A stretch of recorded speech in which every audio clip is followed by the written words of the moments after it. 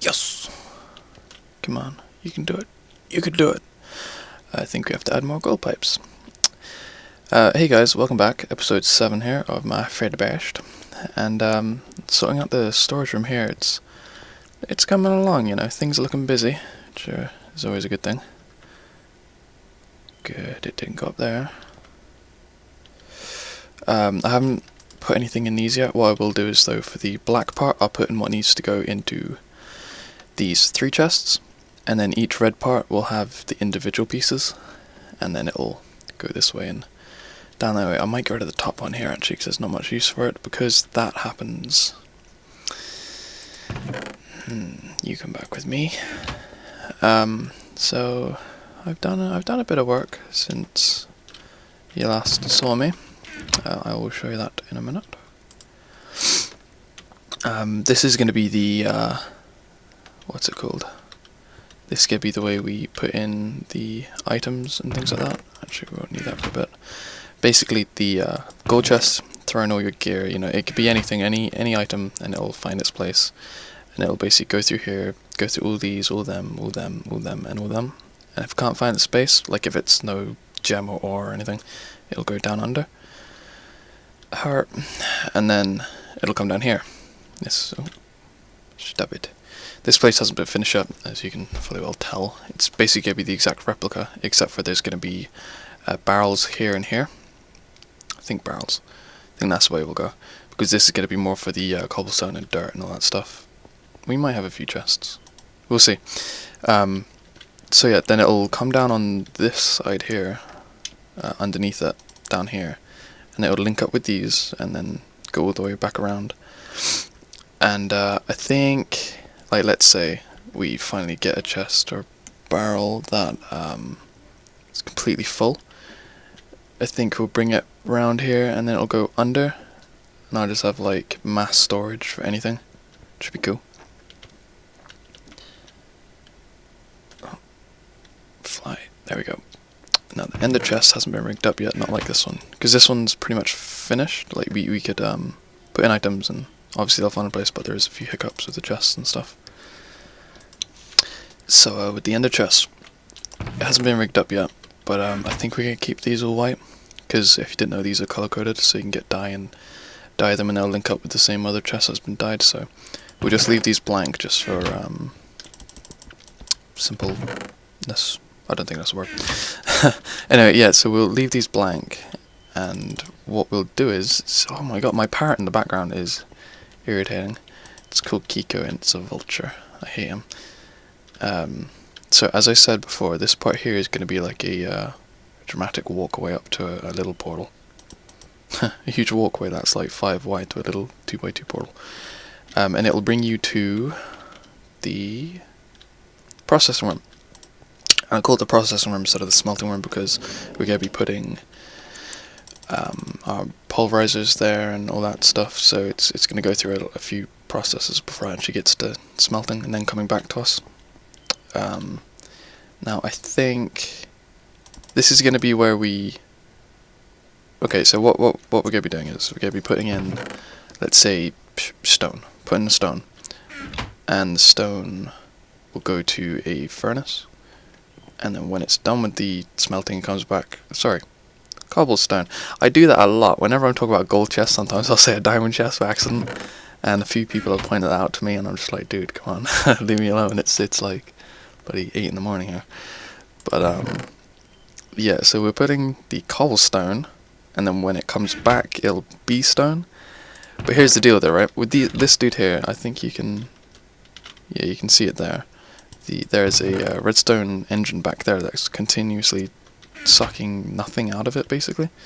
So when that hits red, we'll be able to put in like a full chest, and it'll be gone in about 5-10 minutes.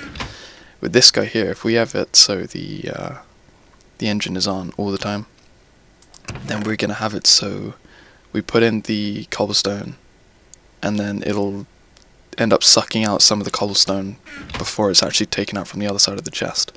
So I think what we'll do is we'll put one end of the chest here, and we'll rig up another one maybe down below. So we put in our items here, and there's no engine to it, there's nothing taking it out of here. This is just an empty chest. We put in our items. It gets taken out of the processing room. And like, I'll have it so, I'll probably set this up as like a mock demonstration just so it's easier to see.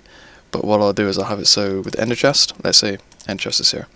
If it's cobblestone, there'll be a diamond pipe here. And anything that can't be put into a macerator or a pulverizer, it'll be taken out this side and brought straight to a furnace. And then looped back round into the chest, which will be a different chest. Then anything that can be put into a pulverizer or macerator, like ores or anything like that, it'll get it. Anything like that. I said ore. Huh. No. But it'll be put through this part here, back this way into a pulverizer, looped round into a separate furnace, and then back round into the ender chest leading out of it. So that's how we'll make it so there's no like cobblestone stuck inside a pulverizer and it can't be done. Like, because you know the way if you put in cobblestone to a pulverizer, it'll just sit there and it won't get taken out or anything. So that's how we'll clean that hiccup up. So this is stuff going in, and then we'll put like a chest down here for like stuff coming out or something like that, you know. So and then anything that's coming out, we'll just have it so it's looped back around the system, back to the very top. Because you know, if it's going to be pulverized, then it's going to be something up here, not down there. But just to make things look nice. Because, you know, I could have it so there's one ender chest for putting stuff in, one ender chest for taking stuff out. But then I have to find another place for this single ender chest. Oh, see? Did it again. Single gold chest to actually just throw your gear into. See, I could make it be one of these, but really, I don't want it starting in the middle of the loop, because the loop starts from here and ends there. I don't want to have it somewhere there, because then it'll go this way and then have to come all the way back this way. If it's like a gold ore or something. I should have done that. Derp. And having it this way at the beginning of the thing, it goes through everything one time. It doesn't have to circle back around. So I think we'll keep that like that. So things I have done, I've rigged this all up so that it now works, except for I just need to figure out what's going into these so I can, you know, put it in, and then we'll have it so if you put in your iron ore, it'll skip these chests. Because it didn't skip the chest because it didn't know what was going in there, and it found an empty space. I've started down here. Hopefully the majority of this will be finished. I'd say I could finish this by the end of the episode. We will see. I'm really going to try and keep it under 20 minutes this time though, because I have horrible experiences keeping time. I mean, anytime I'm saying, alright, this could be 20 minutes, it's like, boom, 35 minutes. It's crap. Something cool about microblocks is you can put like sideways stairs and things like that.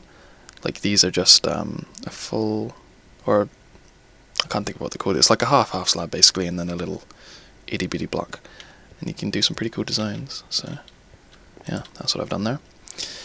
Now over here, I've been fiddling. I put in the skeleton spawner, and obviously I need to spruce the place up a bit and get rid of some wires and hide them and all that stuff. But the way I'm having it is, so when you push that button there, I'm not going to do it just yet, but when you push that button there, this will turn on because it's connected by a toggle latch, which is right there in the corner of the screen. You can see it right there, and then it flicks that on. You know, you're AFK here as long as you want, and then you flick it off, and with this you push it, you wait 7 seconds, because the way I have it set up is it's on a timer. So when that flicks, it pushes this forward. As you can see, it's a quick pulse, so it's it takes it out, throws it back in, type of thing. And then after the 7 seconds, you push it again to turn it off, because then your toggle latch, sorry, sends a pulse to the timer, and it'll keep still. And in that time, skeletons are a 2-hit kill, I believe. So yeah, it's very handy. Now the design I have these here just so when you're AFKing, you're killing them, or you just have somewhere to store them. I might rig this up so like make panels here and here and here and here, and then just have pipes bringing it that way. But I probably won't. But basically, yeah, with the design, see this part here, the black part mixed with the white stone. I think I'm going to keep that design because I quite like it. It's just the chiseled stone, I don't know what to put there, because I've tried quite a few things, to be honest. I haven't been lazy about it or anything. I tried these black lamps, I was looking at them and I was hoping they'd be jet black, which they are. They're very nice. I do like the block. But then when you put that on, then they turn grey, and I just don't like the block color. It's, you know, it's weird. So I wasn't gonna use them. I even tried red ones, and the red ones are pink. It's horrible. You know, but then the red when you turn them on. I don't know, you know. We shall see. Finding blocks for the walls and stuff is actually quite difficult. Shut up, fire. So yeah, hopefully we'll figure something out for this. But this farm works really well. I really do enjoy it, and it's good. I like how it has a crushing mechanism. Now with this area over here, I was going to put in an Enderman spawner, but you see there, that's where the outside world is. It's the outside, stay away. We should probably, no, they're going to take them out. But yeah, because that's where outside is. I have to do some serious terraforming to incorporate an ender spawner into this. Because the way I'll have it is, I can't use water because I'll teleport away. So I guess I'll just, something I was going to do, and it'll take quite a few resources, but have it so it's staggered. So it's like they spawn on this part here, and then it's staggered downwards, and there's pistons here, so they'll push out, and then this one will push out, and this one will push out, and it'll basically shunt them all forward to like one spot. But I do not know. Something else I could do, maybe, is have them so... See, because the usual way ender spawners work is they do 42 blocks. There's a full of 42 blocks. When they land, they're like half a heart, so one hit kill, or one punch kill. To do that, I'll have to go very high into the sky, and then have them drop, and it'll be a giant cone, and it'll look weird, and just no. It wouldn't be a cone, but, you know, it'd be a giant square. The other way you could do it is have them funnel into one spot, like I do over there, and crush them till the one hit kill. But then that's like a ton of pistons and stuff, and, you know, so... I'm not really too sure. We're going to leave the spawner here for a bit, just, you know, leave that there. I do have an ender spawner set up. Not set up. Oh, yeah, I moved that. Damn, where'd it go? It's over here. I do have the spawner set up here. It's Enderman spawner. I didn't kill that many Endermen. Like I said in a last video, I just killed a bunch of cows and then killed one Enderman and linked them two together inside an anvil. So yeah, it's a very easy way to do. I figured this is where we're gonna have my little sister's talking downstairs, so if you can hear her. This is where we're gonna be having the enchanting table. It's up to 30 because I have all the blocks around it linked with books, so you don't need like 2 high.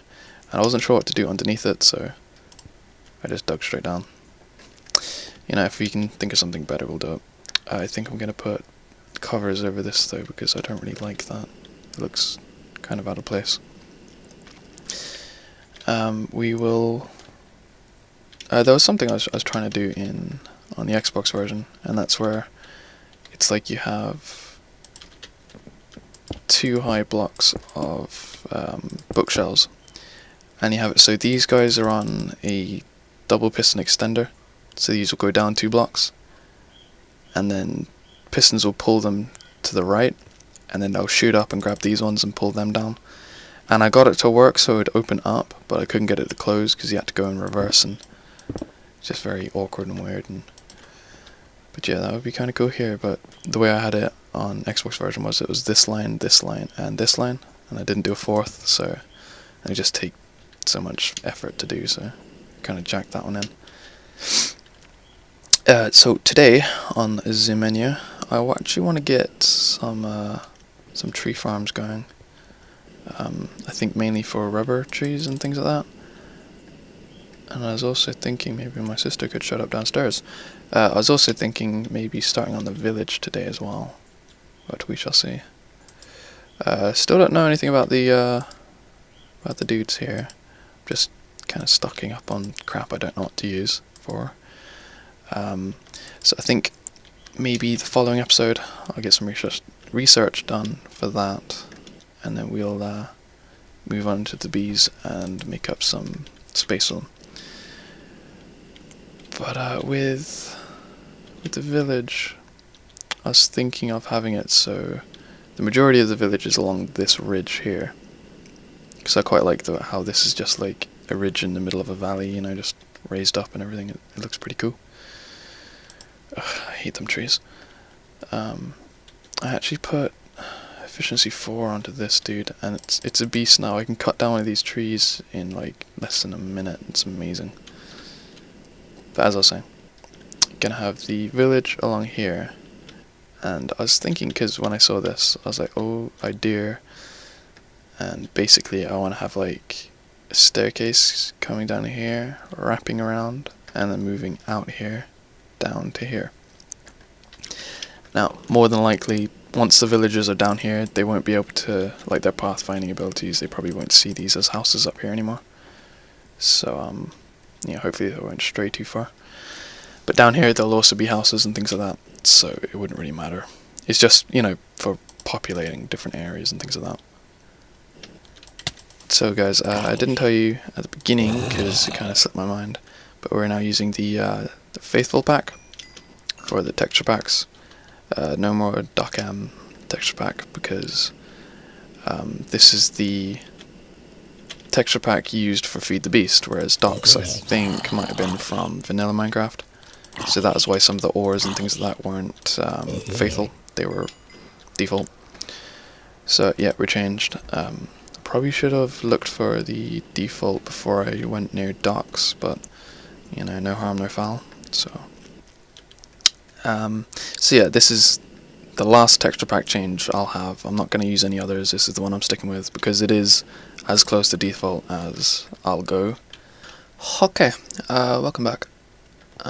And a spawner, yeah, not gonna happen. No, changed my mind. The way I had it was made covers out of obsidian, just because, you know, Enderman.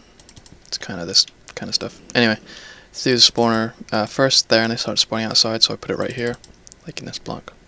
And they were spawning in here fine, and I actually had them so when you'd look at them, they'd fall down here. But they will start spawning around here. Yeah. So I don't think that's going to work, to be honest. Alright guys, just figured I'd show you this quick fast. I forgot to show this at the beginning of the video, but this is going to be the energy storage room, I suppose. It's pretty good. I still haven't done anything with the frames yet, so that's what the openings in the ceiling is all about. But we'll get to this later on. Quite a few solar panels. I think once I get advanced solar panels I won't need half as many, but yeah, they're quite a way away so far. Basically, pardon me, pretty much what's going to happen is, the way I have it set up right now is solar panels put in the energy into this bat box, because these are low current or ultra low current, and these are double insulated. If you connect the low current to these guys, it would just burn the wire. So this is kind of like a buffer between them. Basically what's happening is they're sending electricity to the bat box, and the bat box is sending it to two separate MFEs. So what I was thinking of doing was getting rid of this, and then having it rigged up so it goes straight to this one, and then this one gets linked to that one, and that one gets linked to that one, and that one gets linked to that one. So basically what's happening is it feeds power from here down to here, to this one, to this one, to that one, until this one is full. Then once that one's completely full, this one will start filling up. Then when that one's full, that one, then when that one's full, it'll go to this one. So yeah, today I figure we'll be starting on the village a tiny bit. Not having it so, you know, we start building houses and all that crap, but making it so it's more of we know the design of the buildings we'll be going for. So we'll figure out what materials work best with each other. I think this dude here can get chopped down fairly soon. We'll do the staircase definitely, and then we'll see what else we can come up with by the end of the episode. But for the materials and stuff, I want to go for the natural look of the thing, just the way village houses are basically. But I want to use different types of wood. So I figure we can go to Z Nether. I don't know if this needs to be above ground. Nope. It doesn't need to be above ground. Christ, you hurt me, you bugger. We will be moving these portals eventually. Just, not right now. Into Z Nether. I said it again! Meant Twilight. Oh, I love coffee. Oh my god, it's dark. Haha! Followed your plan. Sweet mother, it is pitch black in here. Okay, so what we'll do is we'll set a waypoint for, we'll call it home. And then we'll go directly up. Okay, that didn't work. Up, up, and away! Oh, come on, this is ridiculous. Serious? Okay, we'll just go forward. So my sister came home last weekend. No, this weekend. Oh, I guess it'll be last weekend, you guys, because you'll be watching this probably tomorrow, which will be the Tuesday. But there we go, and we're out. That place is... Oh, what are you? You're an enemy, that's what you are. I don't want your wheat. Take your shrooms back. So yeah, my sister is living away from home now, because she has a job and all that stuff, and, you know, all that grown-up stuff. But she comes home every other weekend, which is nice to catch up with her. And she works in a place called a Nightmare Realm, which is, it's basically a really, really, really good scare house up in the city, and you go there and you get the crap scared out of you and everything. And what is this? And whenever she comes home, we... Oh, lapis lazuli block, aren't you just adorable? It's a crow, are you serious? That is so cool! Anyway, so yeah, she works in scare, so she's all into that gruesome gore and horror and stuff like that. And whenever she comes home, we always try and make a point of watching at least one horror movie, and maybe playing some Left 4 Dead, which she didn't this time. She said she would, but she didn't. Liar. So yeah, we watched The Evil Dead this time, because I really like the originals. The Army of the Dead, the third one, I think it is. Yeah, it's the third one. I love that movie, it was like the best movie ever. It's really old, so it's really nice they're remaking the Evil Dead series, or saga, or whatever it is, you know, it's the Evil Dead basically. What do we get from these guys? See, what I want to do is, sorry about changing the subject again, basically I'm going to come in here, cut down a few trees, see what they look like, take what I like, and then we will go home and start building. Alright, that's all that done. So yeah, I watched Evil Dead. It was really good. Really enjoyed it. Oh god, there's more. Something that kind of really stood out to me in that movie was the fact that with most horror movies, and like whenever there's like possession and all that stuff, you know, and like horrors and Exorcist, things like that, there's always like a really thick line between people who are not possessed and people who are possessed. Because people who are possessed just want to kill you and do away with you, and you know, you can tell they're possessed. But then in Evil Dead, we had it so this goes underground. It's so cool. So there's a rabbit, my god. Christ. Really hard to tell a little story when there's awesome stuff like a rabbit. Come here. Come here. No. See, that's what happened, yeah. But yeah, there's a really thin line between people who are possessed and people who aren't possessed in the Evil Dead, which I love. I love how it's just like they look the same. You know, obviously they're a little bit demented and stuff. I like this tree. It's a nice wood. I do like it. But yeah, it's just like at the opening scene. Sorry if you guys haven't seen it yet. I'm gonna ruin the movie for you now. At the opening scene, they're burning a woman or a girl, and she's like pleading for help and all that stuff, and you know, it's all innocent and all that crap, and it's very cool. And we should probably get some saplings from you. And then the dad's burning her, or going to burn her, and she's pleading with him. And then when she finally realizes she can't plead with him, she turns into like the evil deadite person.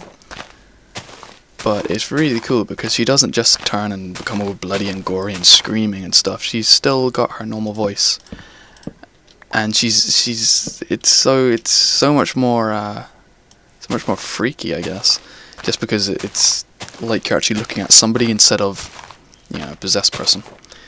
So I really did enjoy that movie. The gore and graphics, not graphics, special effects. When I was a kid, my sister always used to say graphics in movies instead of special effects, and I always used to correct her, and she used to get really annoyed. And now I'm saying it. So, but yeah, I really did enjoy the movie. The special effects to it and the gore were just brilliant. And there were some parts, like when she licked a razor blade and like stuck her tongue to it, and the tongue split in half, and there was blood everywhere, and ugh, my god, it was horrible. I don't usually turn away from horror movies, I love them, but it was just like at that moment I just couldn't look, and then my sister like forced me. She was like, "No, Alex, no, you have to look, look!" Christ, it was horrible, absolutely horrible. Seriously good movie. If you haven't seen it, and if you want a good horror, seriously go watch it. It's amazing. You, Scally Sinner, are gonna die. I'm really gonna look forward to the second Evil Dead. I don't know what that one's called. I haven't seen the second one yet. I've seen some of it, a little bit of it. But the third one is definitely the one I am gagging for because it is just so good. And go full. I know we're looking for trees, but I figure while we're in the realm of the Twilight, we shall have a look around. Ha! And again, people are talking downstairs. Alright, there's nothing too interesting in here. Really what I want to find is a hollow hill, because the amount of goodies you can get in there... No! Oh my god, are you serious? I left the backpack, guys. I left them. Shall I go back? Should I? Should I? I will. Alright, I'm gonna go back and I'll meet you right here. Look, it will be right here, okay? I'll meet you right here, I promise. Okay? See? Where is it? Where does it say right here? Come on, show us the right here. No, it's not gonna show me right here. Alright, so we'll be back in a moment.